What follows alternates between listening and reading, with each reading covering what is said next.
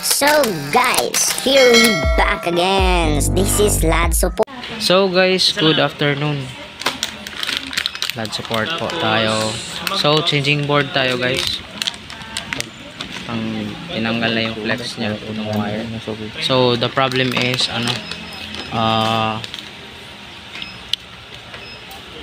bagong bili lang itong unit. Tapos after initialization naka-print na sila ng ilang pages, and then bigla ang na turn off and then hindi na mag-on. So yung palitan natin is yung board.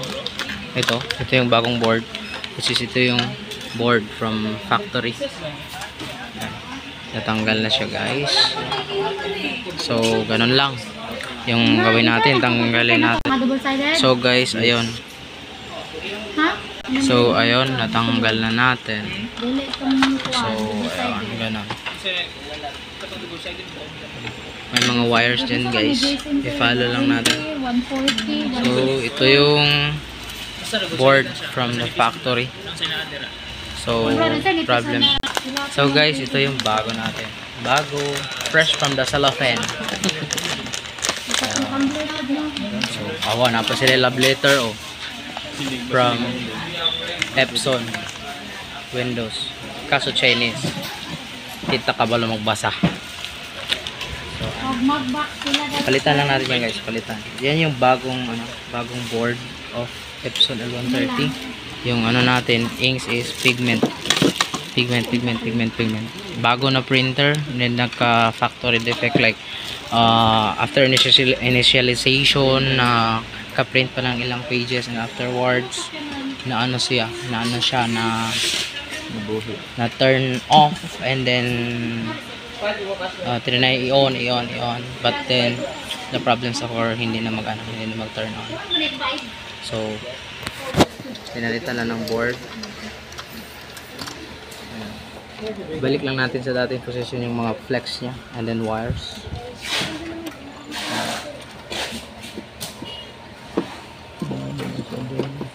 Afterwards dyan. Oh, kunti na lang guys. Pero blur siya. Oh, ito na. Kunti na lang. Ilang na lang yan. Ilang dogsol na lang yan guys. Ilang screw na lang.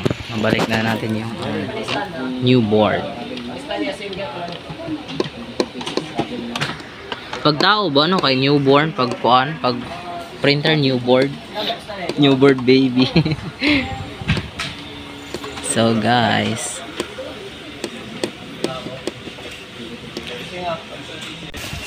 nabalik na gid siya guys, agay.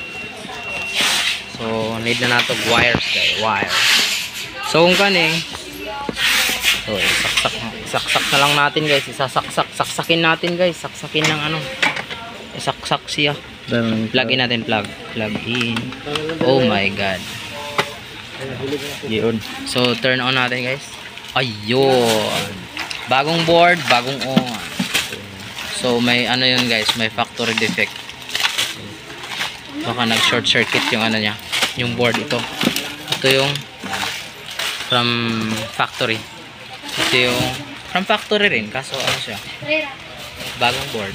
Ito from the Anli tok hindi bitaw mo ni mo ni daan sa printer, mo na bagong gipuli replacement, but then brand new ang gyapon siya. Okay, yun guys, nagto-turn on na siya. So yun, goods na tayo guys. Palitan na ng board. Kanina hindi yan mag-turn on kasi nga sira yung board niya. Tada! So balik na natin sa dating niya, position, and then covers, and then afterwards goods na, all goods na siya guys.